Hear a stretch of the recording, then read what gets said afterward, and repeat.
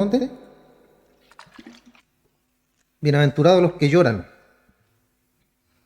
Veremos el día de hoy. En Mateo capítulo 5, que es lo que estamos viendo, en el verso 4 dice: bienaventurados los que lloran porque ellos recibirán consolación. ¿Amén o no amén? Amén, ¿cierto? En uno de los grandes salmos, David, él recita las profundidades del dolor del corazón, de los desánimos, la tristeza de la vida. En el Salmo 55 él dice: oh, que tuviera alas como paloma, porque entonces volaría y estaría en reposo. Entonces me alejaría y permanecería en el desierto. Apresuraría mi escape de la tempestad y de la tormenta. Estaba afligido David. ¿Qué es lo que deseaba David? Ojalá tuviera alas como una paloma para salir volando, para irme, huir de los problemas, ir a pararme, bueno, ahí no habían postes, ir a pararme a un arbolito y observar y estar tranquilo, meditar, pensar. Eso quería David, que muchas veces lo que todos queremos, ¿cierto? Cuando tenemos dificultades o tenemos algún problema, a veces la reacción de nosotros, muy normal, ¿cierto? Natural del ser humano, es huir del problema, salir arrancando del problema, dejarlo ahí. De cada vida se eco el clamor que ha salido de los labios de todos los hombres en algún momento de la vida. Cuando enfrentamos tristeza, enfermedad, desánimo, cuando enfrentamos alguna tragedia también. Y cuando enfrentamos el desaliento, muchas veces decimos o hablamos como David: si tan solo pudiera escapar de todo esto, si tan solo pudiera volar e irme a algún lugar y estar en reposo y en tranquilidad. La vida hace eco al clamor de la humanidad caída, un clamor por libertad, un clamor por una vida con alas para volar y alejarse del dolor, la tristeza y de la angustia. Y cualquier persona, hermano, que en algún punto de la vida ha estado en medio de esto, de estas situaciones, sabe lo que es anhelar el consuelo de la vida, alejarse del dolor, de la tristeza, del desánimo, de la amargura. Todos hemos deseado huir, mirar hacia otro lado, huir de la tristeza, a un lugar de consuelo, que muchas veces y casi siempre está escondido y que nunca podemos alcanzar. Así es la vida, ¿cierto? El temucano decía: la vida es triste, veno, pero ¿qué se le va a hacer? Y tiene mucha razón, hermano, porque la vida es triste.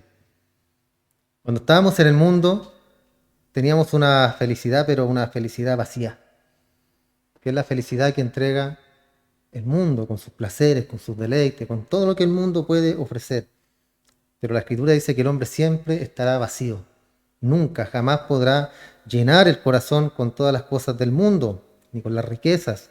Salomón lo dijo claramente: es vanidad de todo lo que hay debajo del sol es vanidad. Y vimos lo que significaba la palabra vanidad, que era vaciedad. Puedes tener o adquirir o llegar a la cima de tu carrera o tus metas personales, pero si no estás con Cristo o no estás en Cristo, serás una persona completamente vacía. Él es el que nos llena, con Él nosotros estamos en la plenitud de nuestra vida con Cristo. Entonces esa felicidad jamás la vamos a poder, o esa tranquilidad la vamos a poder encontrar si no estamos con nuestro Señor.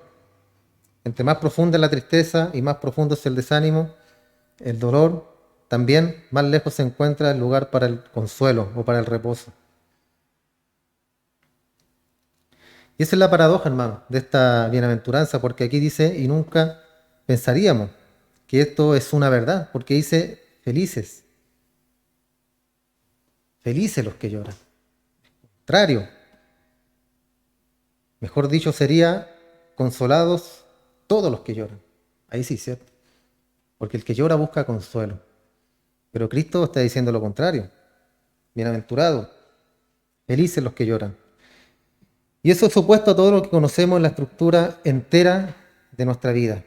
Al contrario, la locura por el placer, la manía por el entretenimiento, la búsqueda constante por la emoción por el dinero, el entusiasmo, ¿cierto?, que gastamos por disfrutar de la vida, son expresiones del deseo del mundo, de evitar el lloro, la tristeza y de evitar también, digo, el dolor.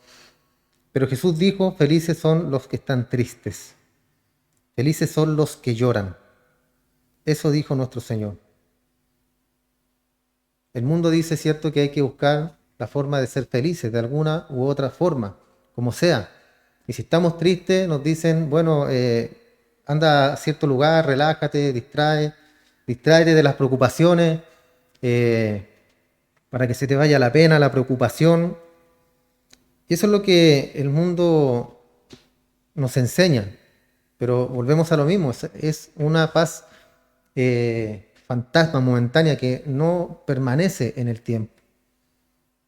A lo mejor tenemos un problema, una dificultad, lo que sea, hermano, vamos a salir a algún lugar, a distraernos, a pasear, a la playa, donde sea, y sí nos vamos a olvidar del problema, pero por un momento, un día, un par de días, y después, como siempre decimos que volvemos de vacaciones, a la realidad.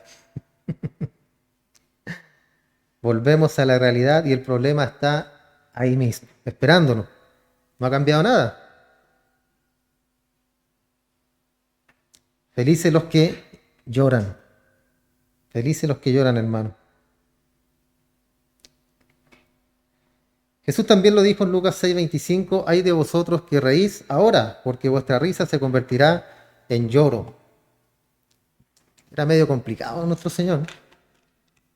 ¿Por qué si estaban contentos? ¿Por qué Él le dice, ahora están riéndose, pero después van a llorar? ¿Por qué? ¿Qué diríamos en este tiempo nosotros? Oye, qué mala onda el Señor Jesús. Mala onda, si nos estamos riendo y dice, ríanse, no, que después van a llorar.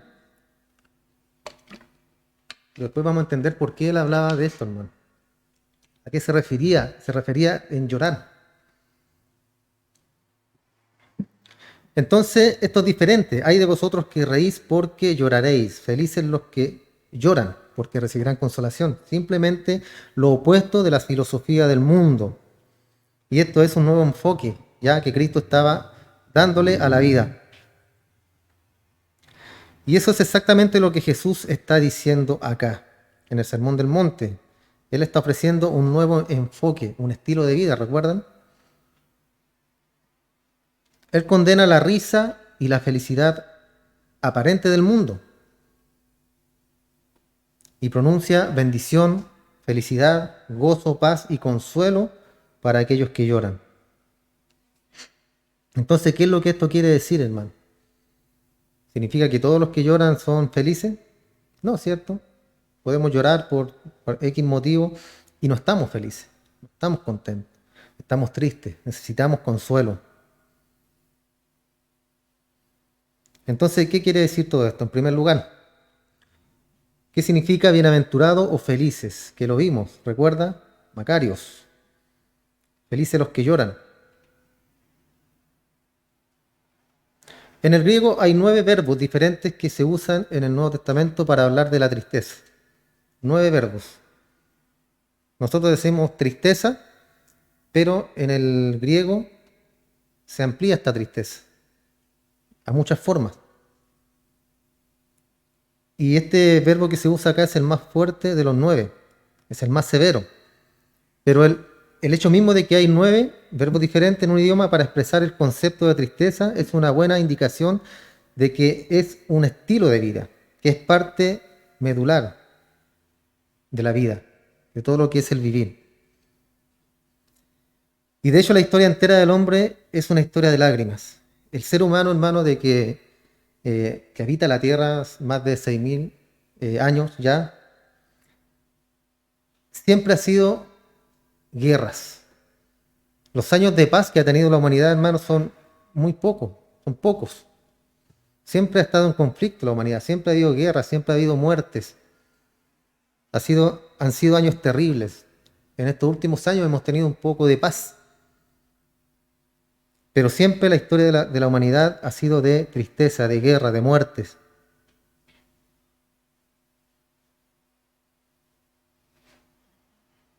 Hemos tenido muchas de estas cosas, hermano, pero nos falta lo que está por venir. En el capítulo 24 de Mateo, verso 4, Jesús respondió y le dijo: mirad que nadie os engañe, porque muchos vendrán en mi nombre diciendo: yo soy el Cristo, y a muchos se engañarán. ¿Cierto? A muchos van a engañar.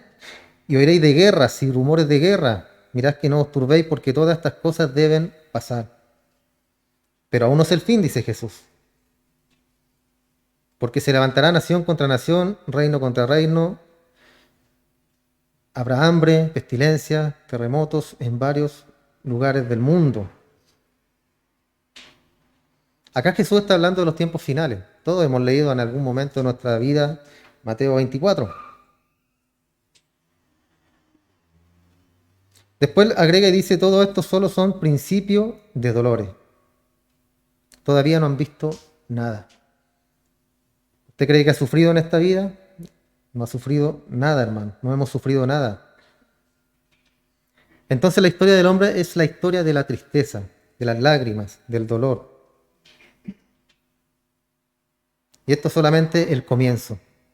Entonces, ¿de qué lloro está hablando acá Jesús? ¿Qué quiere decir cuando dice bienaventurados los que lloran? ¿Qué tipo de bienaventuranza está disponible para qué tipo de lloro? La Biblia habla de todo tipo de lloro también, de llanto, y muchos de diferentes formas, diferentes maneras. En primer lugar están los que podríamos llamar la tristeza general, una tristeza común, la tristeza de la vida, apropiada para nosotros para poder también descargar nuestras emociones. Por decirlo de alguna forma, un tipo de tristeza que es aceptable, que es normal. Y el lloro en este sentido es parte de la vida humana y de hecho es un regalo de Dios, el llanto. ¿Sabía usted eso? Es un regalo de parte de nuestro Dios.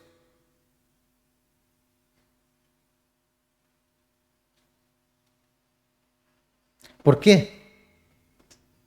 Cuando usted llora, ¿qué sucede? ¿Qué pasa? Salen lágrimas, obvio. Pero ¿qué pasa en su interior?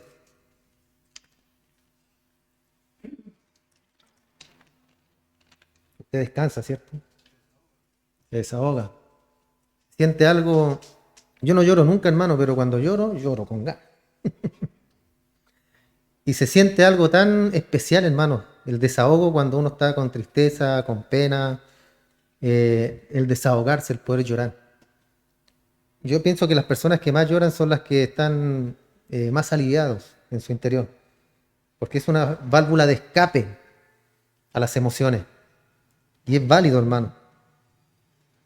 Porque si no pudiéramos no pudiéramos tener ese regalo maravilloso de Dios que es el llanto, estaríamos envenenados por dentro, emocionalmente hablando. Porque ¿cómo liberaríamos todo aquello que está dentro de nosotros? Cuando nos queremos hacer los fuertes, los duros, y no llorar, pero nos vence y lloramos y nos desahogamos. Entonces, como vemos, hermano, el llorar, la tristeza es como liberar una válvula de presión que saca todo del sistema para que no contamine su vida emocional, el interior del ser. Un regalo de Dios libera el dolor, permite que se lleve a cabo un proceso de curación en nuestro interior.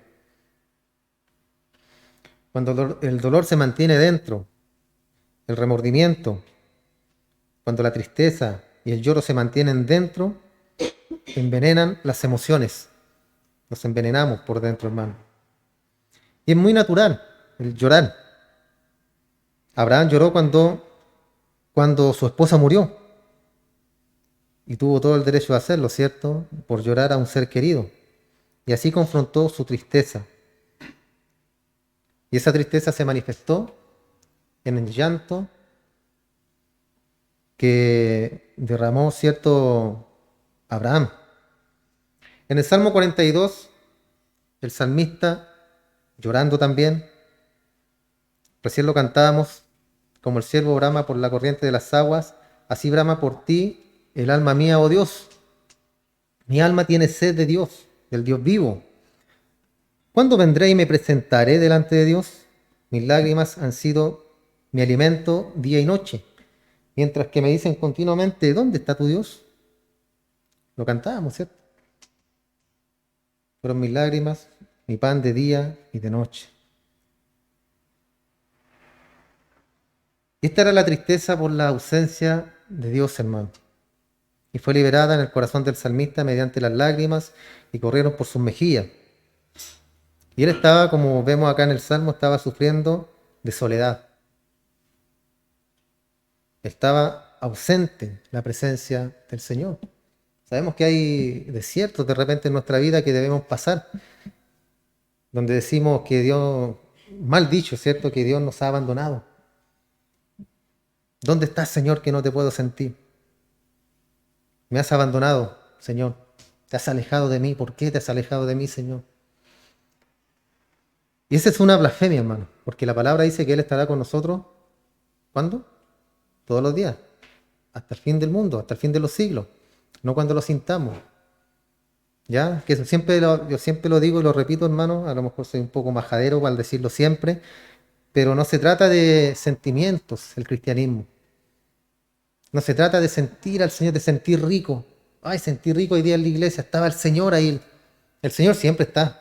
Sienta rico o no sienta rico, o llore o no llore, el Señor está acá, hermano, aquí. Porque Él lo prometió y Él no miente. Él lo prometió y está acá en este lugar con nosotros hoy. El estado emocional de nosotros es algo completamente distinto a la fe que nosotros profesamos. Entonces, salmista, en el antiguo pacto, sabemos que el Espíritu descendía y se iba, ya no era constante como está ahora en nosotros. Entonces Dios lo abandonó.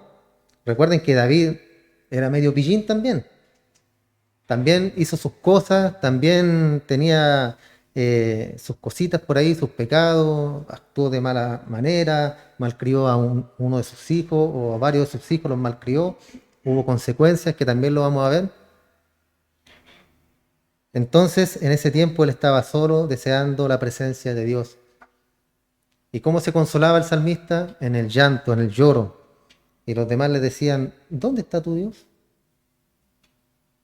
Dios siempre va a estar ahí, hermano. Entonces fue liberada en llanto la ausencia de Dios. Entonces él estaba sufriendo la soledad.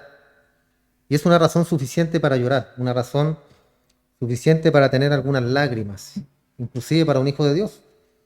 A un punto en su vida y también pudo sentirse alejado de Dios. Las lágrimas son una manera muy normal de enfrentar dicha tristeza. En 2 Timoteo, Pablo le dijo a su pupilo Timoteo, doy gracias a Dios a quien sirvo desde mis ancestros con una conciencia limpia, de que sin cesar, Timoteo, me he acordado de ti en mis oraciones noche y día. Después dice, deseando grandemente verte, recordando tus lágrimas. Se acordaba de su hermano Timoteo cuando él estaba llorando debido al desánimo terrible y también a la derrota, que es algo muy común también, hermano, esto en el ministerio, en el pastorado, el llorar, ¿cierto? Por cómo va la iglesia de repente, porque un hermano se porta mal, que hay que corregirlo, que de repente se enojan. Y eso produce tristeza en los líderes. Timoteo acá estaba decepcionado y había derramado lágrimas, también por la soledad, por desánimo, por derrota. Y esto es normal en nosotros, hermano. Mi hermano, el pastor Rubén, también tuvo, después que pasó esto de la pandemia, hermano, tuvo que cerrar la iglesia. ¿Por qué? Porque no había un compromiso real de la iglesia, de la gente, de los hermanos. La diferencia es que él arrendaba el local, no podía seguir pagándolo él solo. Incluso hubo momentos en que tuvo que él pagar el arrendo. Yo le decía, hermanos, no es la voluntad de Dios que tú hagas eso, porque es tu plata, es tu sueldo.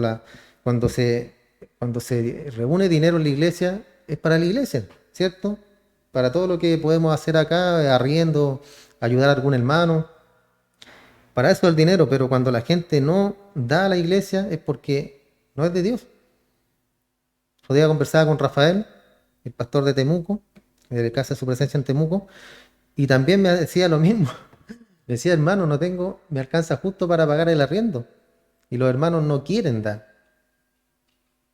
Yo le dije, prepárale un mensaje hablando de los diezmos, de la ofrenda, de todo eso. Si en el fondo es bíblico, hermano, no es un impuesto, ¿ya? No es una imposición. Porque la Escritura enseña claramente que el que da, da con gozo, con alegría, no esperando nada a cambio. Antiguamente yo me acuerdo que nos enseñaban que dele al Señor porque Él le va a dar más. O sea, yo le doy 1000 y Él me va a dar 2000. Ah, pues, buen negocio. Pero dábamos por interés. Y no es así el dar, hermano. El dar es dar con el corazón. Sabiendo que ese dinero va a ser aprovechado por la iglesia, por los hermanos, porque quien sea hermano, pero dentro de la iglesia. Entonces le dije a Rafael que preparara un tema, le mandé unos que tenía yo, se los envié. No sé cómo le habrá ido, a lo mejor bien. Ahora el hermano lo confrontó por el mismo hecho, hermano, y el hermano se le enojó y se fue. Se fue. Porque él empezó a hablar de que hay que aportar para poder pagar el arriendo. Se enojaron y se fueron. Imagínense, por hermano. ¿Dónde está puesto el corazón de esas personas? Cuando lo que debemos hacer nosotros es eso, dar sin dar hasta que duela, y con eso ayudamos a los hermanos, podemos estar fresquito el día de hoy, este lugar, podemos tener instrumentos, todo, hermano, porque todo es para nosotros mismos. Cuando salimos de paseo los fines de año también. Entonces, en el fondo, todo lo aprovechamos nosotros, hermano. Y es una bendición de parte de Dios que podamos hacer eso. El día de mañana no lo conocemos, vivamos solamente el presente. Entonces, retomando, Pablo estaba triste por Timoteo, recordaba sus lágrimas. En el 9º capítulo de Jeremías, el profeta que había sido llamado por Dios a predicar a Israel acerca del juicio venidero, vino y predicó con lágrimas.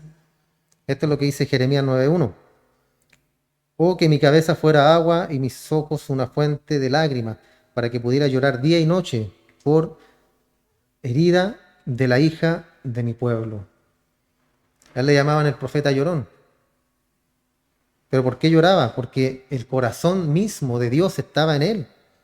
Y él lloraba porque el pueblo se estaba desviando, estaba completamente desviado. Completamente desviado, y esas eran las lágrimas que él quería que salieran de sus ojos para aliviar el dolor que esto provocaba. El salmista lloró porque estaba solo, Timoteo lloró porque estaba desanimado, Jeremías lloró porque vio el juicio de Dios a punto de caer en el pueblo que amaba. Él estaba desanimado, desalentado, tenía tanto de ello dentro de él que anhelaba que su cabeza entera fuera un río, para que saliera todo el llanto posible para poder aliviar la angustia que él sentía. Porque estaban, hermano, es como, yo siempre me acuerdo de esto cuando íbamos acá a la Virgen de la Compañía, y siempre, hermano, cuando íbamos a hacer trabajo allá, yo veía afuera de la iglesia, hermano, la gente tomando, fumando marihuana, afuera de la iglesia, esperando a entrar a pagar su manda. Los puestos, ¿cierto?, llenos de comida, bebida, venden, aunque no se puede vender alcohol, pero igual lo llevan. Yo siempre me acordaba de estos versículos, cuando Jeremías confrontó, ¿cierto?, en el templo, y le dijo: templo de Jehová, templo de Jehová, templo de Jehová es este, pero ustedes lo han convertido en un nido de víboras, tal como lo dijo Jesús cuando hizo el azote del látigo en el templo, lo mismo. Y así estaba Jeremías consternado por todo esto, porque venía un juicio y él lo sabía. Y era terrible, hermano, terrible. Recuerden que Israel siempre se estuvieron cautivos, Judá e Israel. Siempre fueron esclavos. ¿Y por qué? Solamente por su porfía, por su idolatría. En Hechos capítulo 20, el apóstol Pablo se reunió con los ancianos en Efesios y habló de sus lágrimas. En el verso 31 dice: por tanto, velad y acordaos que durante 3 años no he dejado de amonestar a cada uno día y noche con lágrimas. Recuerden que Pablo después fue transformado, que era un hombre rudo, fuerte, perseguía a los cristianos, los mataba en el nombre de Dios, y después Dios cambió su corazón, al igual que Pedro, un Pedro impetuoso también, que: Señor, yo moriré por ti. Y después la primera, salió arrancando Pedro, ¿qué pasó? Pero después Dios cambió su corazón. Y después vemos a un Pedro hablando, hijitos míos, completamente diferente, con un corazón renovado, al igual que Pablo también. Y él oraba día y noche y lo hacía con lágrimas en sus ojos. Yo insisto, hermano, estos hombres estaban llenos completamente de la plenitud de Dios. Yo creo que eran hombres excepcionales que no se van a volver a repetir en la historia. Los apóstoles.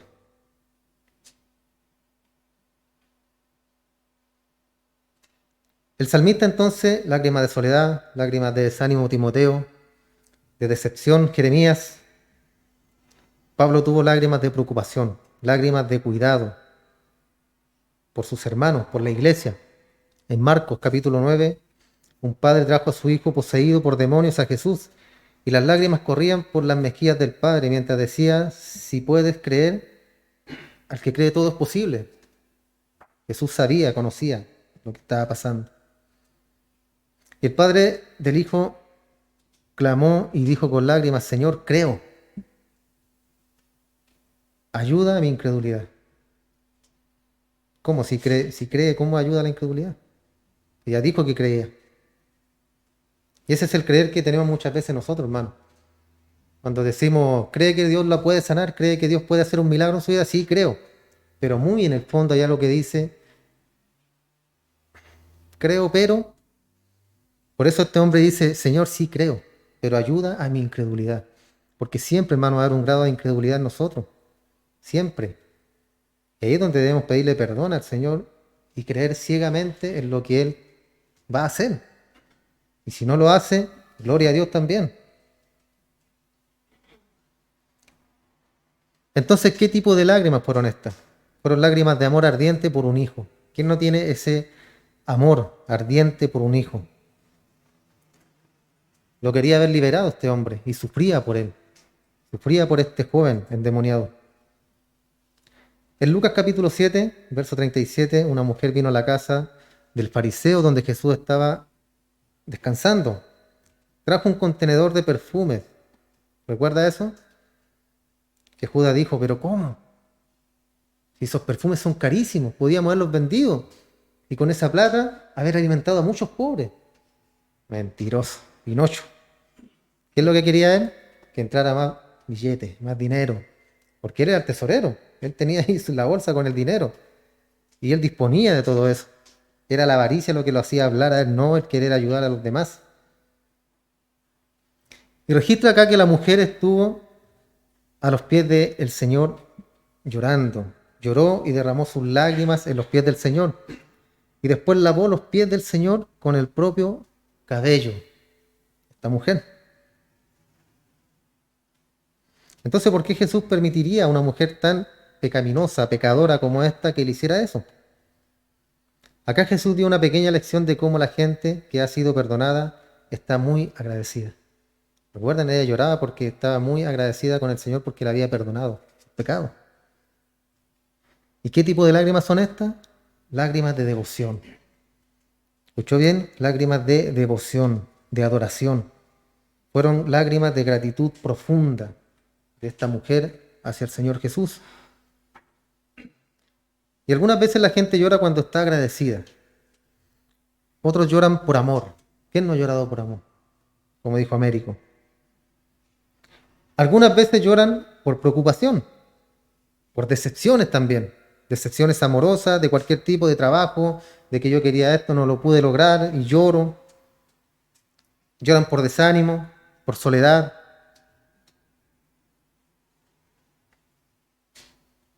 Por amor otra vez.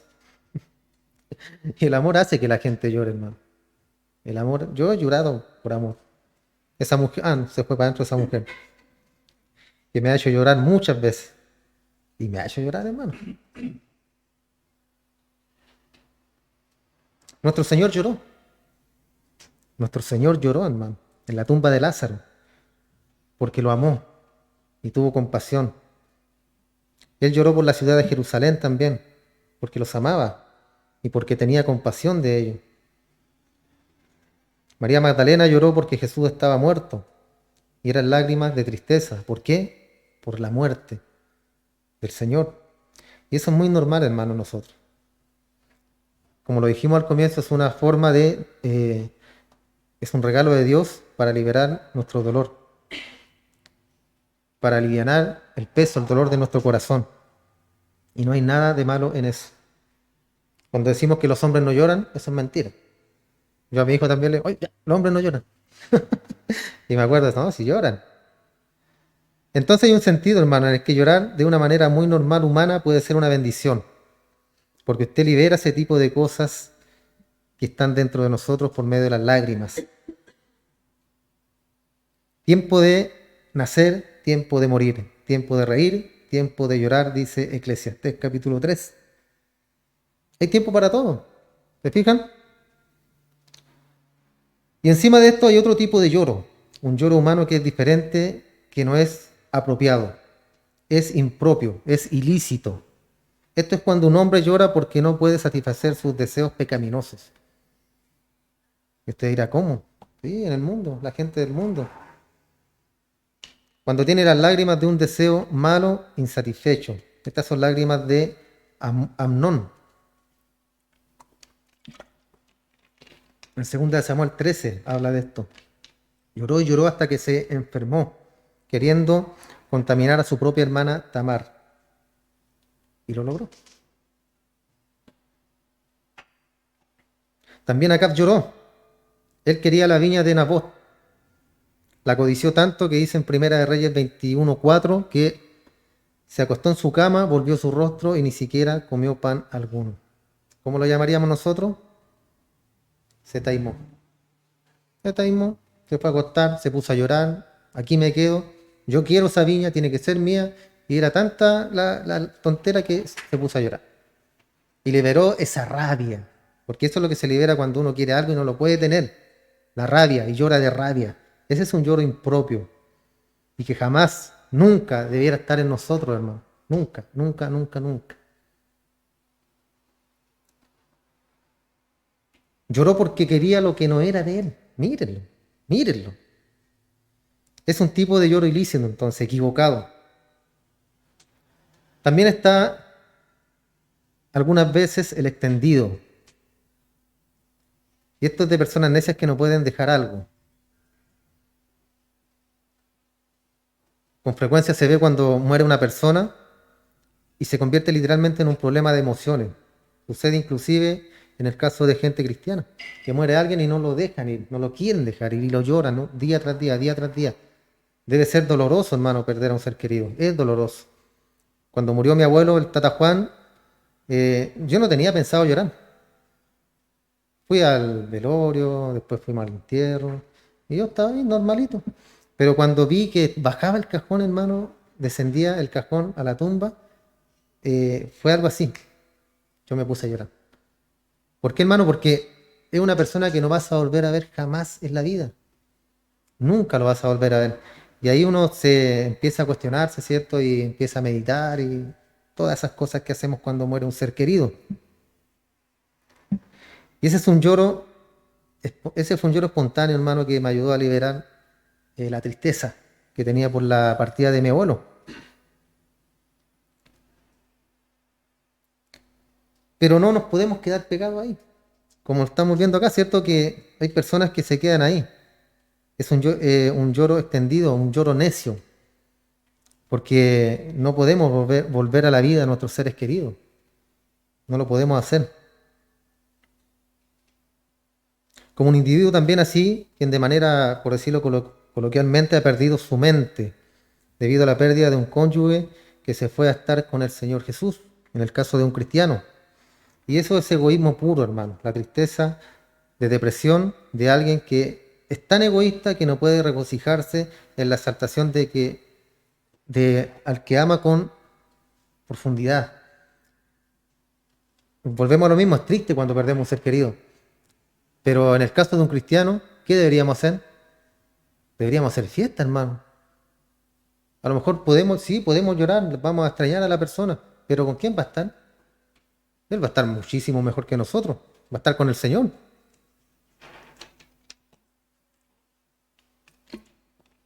Y nosotros aquí sufriendo que la espalda, que la pierna, que hay que ir a trabajar, que hay que pagar las cuentas. Oh, ¿quién está mejor entonces? Deberíamos llorar por nosotros mismos y no por el que va a partir y va a estar con el Señor. Nos reímos, ¿cierto? Pero debería ser así, hermano. Pero somos personas con emociones y es bueno que podamos expresarlas. Entonces no debemos dejarnos llevar por este tipo de tristeza que está mal, ¿ya? Otro tipo de tristeza ilícita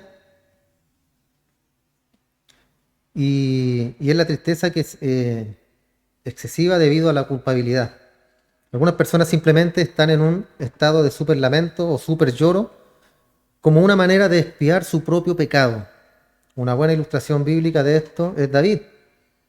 Absalón había tratado de derrocar a su padre. En 2 Samuel habla de esto. Absalón era orgulloso, egoísta, le gustaba de manera particular su cabello. Y él tramó derrocar a su padre, tramó derrocarlo y expulsó a David de la ciudad, expulsó a su propio padre de Jerusalén. Él se apoderó del palacio y planeó un golpe de estado que aplastaría las fuerzas de David. Se desató una batalla también. Desafortunadamente para Absalón, su lado perdió y fue muerto. David le había dicho con sus soldados, él había hablado con los soldados David, que cuando la batalla comenzara lo tratara gentilmente, que no le hicieran daño. ¿Qué hubiera hecho usted como padre si lo derroca, su hijo lo echa, y después usted va a la batalla y lo vence? No, sí, pero tómenlo, pero no le hagan nada. Trátenlo con cuidado, con amor, llévenlo a una pieza, acuéstenlo, denle su lechita. Amor de padre está bien, ¿cierto? Pero está mal, hay un punto muy mal ahí, hermano. Trátenlo bien, le dijo. Y nos preguntamos, ¿tratar bien a un hombre vil, pecaminoso, malo y rebelde? ¿Tratarlo bien? Y cuando se le dijo a David que él estaba muerto, oh hijo mío, dijo David, Absalón, Absalón, hijo mío, mi hijo amado, quisiera que hubieras conseguido morir por ti, oh Absalón, hijo mío. O sea, él está diciendo, ojalá hubiera muerto yo por ti, Absalón, yo, tu padre. Su amor era admirable, pero la idea era torpe, muy torpe. ¿Quién quiere que Absalón esté a cargo de Israel? La nación necesitaba a David, no al Absalón orgulloso, egoísta. ¿Por qué estaba llorando entonces David de esa forma? Porque él estaba lleno de culpabilidad. Era un lloro, pero de culpa. Seguramente pensaba, decía, yo no lo crié bien, yo no lo corregí, yo no le di con la vara cuando debía, y salió rebelde, salió torpe, atrevido, me derrocó, me sacó del poder y murió, como decimos, un buen chileno, murió en su ley, en lo que él estaba haciendo, que él creía que estaba bien, murió en su ley. David que quería que lo trataran bien. Los soldados que hicieron lo mataron de una. Tenían que hacerlo. Porque era un golpe de estado, hermano, pero era algo malo. No era para bien, era para mal. Entonces, el amor era admirable de parte de David, pero la idea era torpe. Él estaba llorando porque había fracasado. Él quería lavar su propia alma de sus fracasos propios. Y no hay duda de que la muerte de Absalón fue parte del pago del pecado personal con Betsabé. ¿Recuerdan? Dios le dijo a David en 2 Samuel 12, pagarás 4 veces por este pecado. Vive Jehová, dijo él, que el hombre que ha hecho esto, ciertamente morirá. Cuando el profeta fue a hablarle a David y lo confrontó, de a eso se refiere. Y David se encendió su ira y dijo, no, debe morir, debe pagar. Y estaba hablando del mismo. O sea, yo debo morir y debo pagar. Y con esa furia que tenía David. Y hubo 4 grandes tragedias que vinieron a él. El bebé murió, que le dio a luz Betsabé, su hija Tamar, fue violada de una forma pecaminosa. Era tan malo este hombre, hermano, Absalón. No sé si han leído esa parte de la escritura donde habla de que él lleva a su hermana. Primeramente se hace el enfermo. ¿Por qué? Porque él quería acostarse con ella, la deseaba. Se hizo el enfermo y le dice a su padre David, mándame a mi hermana porque quiero que me dé de comer ella. Ya David se la envió, todos estuvieron ahí, después manda a sacar a todos los criados, los siervos, y se quedó con ella, solo los dos. Y él comenzó a insinuársele. Y la niña le dijo, pídeme a mi padre, él no me va a negar para que esté contigo. Pero él no quería eso. ¿Qué es lo que quería él? Él quería violarla. Tenía un sentimiento de maldad en él. No la quería. Después que él la violó, porque la violó de una manera terrible, la echó. Vete, le dijo. Y esa fue una de las culpas que también tenía David en su corazón. Imagínense que a un padre le pase eso. Terrible. Y así como él pagó todas estas cosas, de haber sido un mal padre, de haber actuado de forma inapropiada. Entonces Absalón fue asesinado, él lloró por Absalón. Y fue una especie de expiación por sus pecados aquel llanto, hermano. En el verso 19 nos dice que los soldados de ellos estaban avergonzados porque David estaba tan triste. Se avergonzaban de su rey. Joab dice, percibió que si Absalón hubiera vivido y todos nosotros hubiéramos muerto, te hubiera agradado. Entonces, como podemos ver, hermano, hay un tipo ahí de lloro impropio. Estaban ellos avergonzados de David.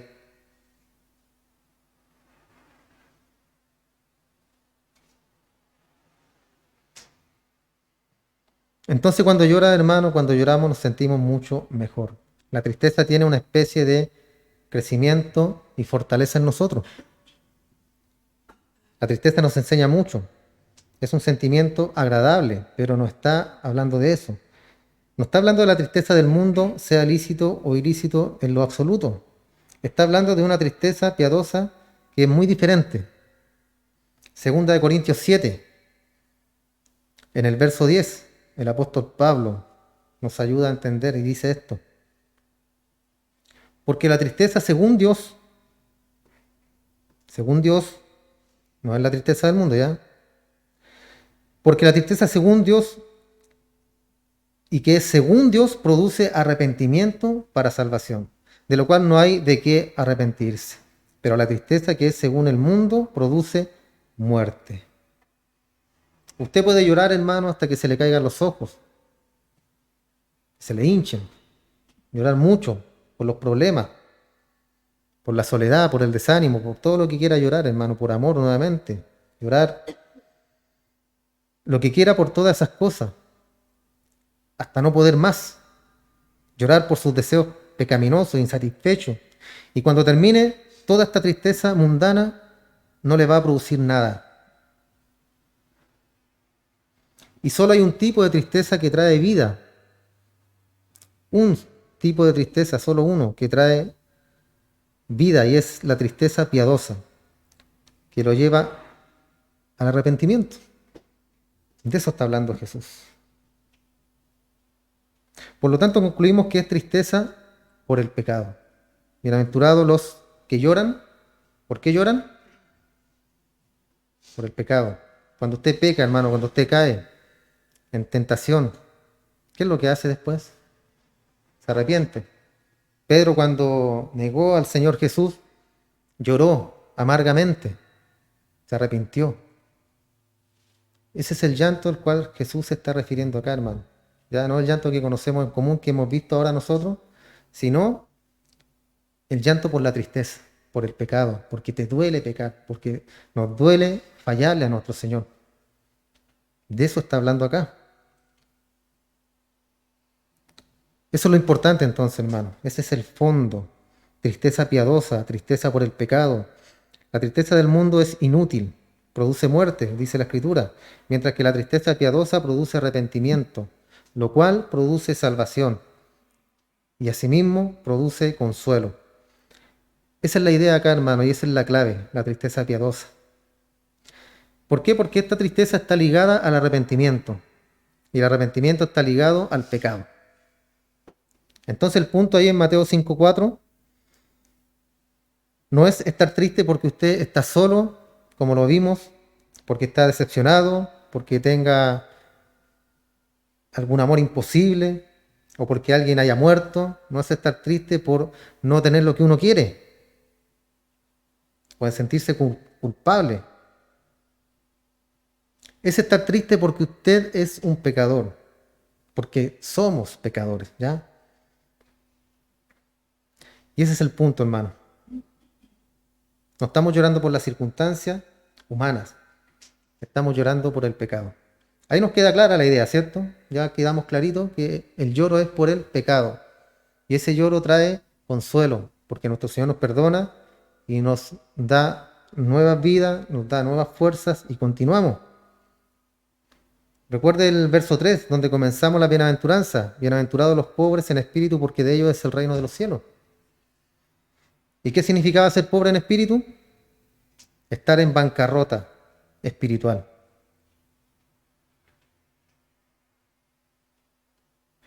Es lo que dice, en mi carne no mora el bien, como lo dijo Pablo. Y esa es la parte intelectual. El verso 4 es la parte emocional. ¿Ya? La intelectual. Bienaventurados los pobres en espíritu. Y el verso 4 es la parte emocional, porque su mente está convencida de que usted está en bancarrota espiritual y su emoción se apodera de usted. Usted llora. ¿Por qué llora? Por ese estado de bancarrota espiritual. Así es la gente del reino, hermano. Así son los hijos de Dios. Pobres en espíritu es un reconocimiento de que no tenemos nada, de que no somos nada, de que no podemos hacer nada, y esto resulta en ser un mendigo. ¿Recuerdan que vimos eso también? Un mendigo que se acobarda, que se encoge, que no tiene recursos ni capacidad de ayudarse a sí mismo. Y dimos dos palabras también clave que era en ese sentido, que nosotros éramos el mendigo que no podía hacer nada, que no tenemos nada, cero recursos, ni siquiera podemos trabajar para poder comprar o pagar algo. A ese extremo habla de los pobres de espíritu, la bienaventuranza. Feliz el hombre que está privado de manera absoluta espiritualmente, quien no es nada más que un mendigo, quien tiene que rogar misericordia y gracia, porque ese tipo de hombre es el hombre que entra en el reino de los cielos. Ese tipo de hombres y de mujeres, de hermanos, son los dueños del cielo, hermano. Entonces, ¿qué estamos diciendo con todo esto? La entrada al reino comienza con un sentimiento abrumador de inutilidad. Esa es la primera parte. Somos inútiles. Cuando Dios nos toma, nos hace sus hijos inútiles. La entrada al reino comienza con un sentimiento abrumador de inutilidad, de pobreza espiritual. Comienza con un sentido de bancarrota del alma. Ahí comienza. Mientras que usted viva en esta tierra, usted nunca entrará al reino de Dios a menos de que tenga un sentido de bancarrota espiritual. Y si usted es un hijo de Dios, usted nunca perderá ese sentido. ¿Escuchó? Dios nos toma, nos trae y estamos en una bancarrota espiritual que dependemos 100% del Señor. 100% de Él. Nada que mis truquitos, que mis triquiñuelas, que yo hago esto, que yo le ayudo, Señor, yo le ayudo. 100% en Él. 100% confianza en el Señor. Y eso no se pierde, hermano. Nunca perderá este sentido. Pero en su carne continuamente no mora nada bueno. Mientras que vivamos tenemos el mismo sentido de pobreza espiritual. Si no estuvo ahí desde el comienzo, usted no es cristiano. Si no está ahora, es cuestionable si usted es cristiano, porque es parte del pueblo del reino, de los hijos de Dios. Para meditar, ¿cierto? ¿Está en nosotros eso?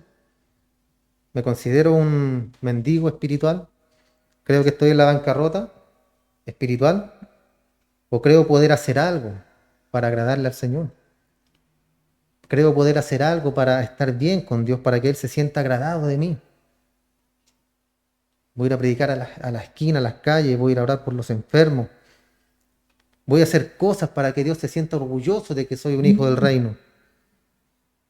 Sabemos que las buenas obras están preparadas desde antes de la fundación del mundo, para que nosotros andemos en ellas. No es algo que yo voy a hacer, que se me va a ocurrir, sino que es una obligación que ya está preparada. Entonces ahí nosotros reconocemos que no somos nada, hermano. No somos nada, dependemos plenamente de nuestro Señor en todo sentido de la vida. Y es lo que debe continuar día tras día, día tras día. Llegando al Señor en oración, llegando a Él en súplica, y el Espíritu intercede por nosotros. ¿Qué hemos de pedir como conviene? Dice la Escritura, no lo sabemos, porque ni eso sabemos, hermano. Así de inútiles somos. Pero el Espíritu intercede por nosotros con gemidos indecibles. Es algo tremendo, hermano, que la gente, claro, por eso dice que nosotros estamos locos, que cómo se le ocurre, que las cuestiones. Pero es algo tan tremendo, hermano, que nos enseña la Escritura. Una dependencia completa en el Señor, y hasta ni orar sabemos nosotros. El Espíritu ora por nosotros. El Espíritu que mora en nosotros intercede por nosotros. ¿Damos gracias al Señor, hermano? Muchas gracias, Padre. Son tremendas tus palabras, Señor. Es tremendo ese libro santo, la Escritura que tenemos en nuestro poder, esas palabras que nos llenan de aliento, que nos llenan de fe, que nos llenan de esperanza, Señor, en que este caminar es completamente tuyo, Señor. Tú nos tomaste, tú nos trajiste, Señor, y el que comenzó la obra en nosotros, aquel mismo que eres tú, Padre, la perfeccionarás hasta el día del final, hasta el día del fin. Ese eres tú, Padre amado. Ese eres tú, nuestro Señor, nuestro Dios. ¿Cómo no darte gracias? ¿Cómo no agradecerte, Señor? ¿Cómo no estar en este lugar con gratitud, con gozo? Si en ti hemos recibido todas las cosas, Padre. Todas las cosas, nada nos falta. Aumenta nuestra fe cada día. Llénanos de sabiduría, de tu gracia, de tu amor. Llénanos de ti cada día, mi Señor, por medio de la Escritura, por medio de la comunión contigo, Padre. Llénanos de tu presencia, mi Señor, para poder ser como tú, para poder reflejar esa luz en el mundo, para que seamos esa sal de la tierra cada día, mi Señor. Te alabamos, te bendecimos, Dios Santo. Te adoramos, Padre glorioso, eres tú, nuestro Dios. Bendito seas, Dios, por los siglos de los siglos, Padre. Acompáñanos, Señor, en nuestros hogares, cada día, Padre. Cada día está tú, Señor, ahí en nuestro hogar, gobernando, guiándonos a nosotros como hombres, como varones, a tomar buenas decisiones. Guiando a nuestras esposas, Señor, para que sean esa mujer sabia que edifica su casa. Cada día, Señor, queremos ir perfeccionándonos en todo esto para ser buenos padres, buen esposo, buen hijo, para agradarte a ti, mi Señor, para que todo lo que hagamos sea para gloria tuya. No por querer hacer algo para agradarte, porque eso es imposible, sino que hacerlo porque es lo que es la esencia nuestra.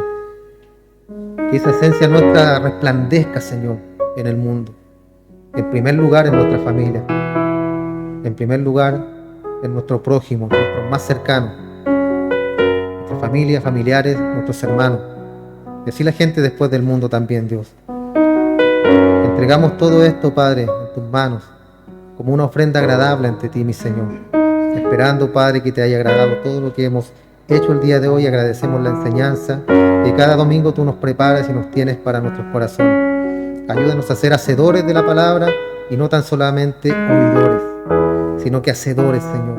Que hagamos tu palabra, que seamos pobres en espíritu, que seamos bienaventurados en el lloro cuando pecamos y lloramos, nos arrepentimos, y ese llanto trae consuelo y perdona nuestra vida. Gracias, Señor. Entregamos todo en el nombre de tu Hijo amado, nuestro Señor Jesús. Amén y amén. Gracias, Padre. Dios les bendiga, hermano.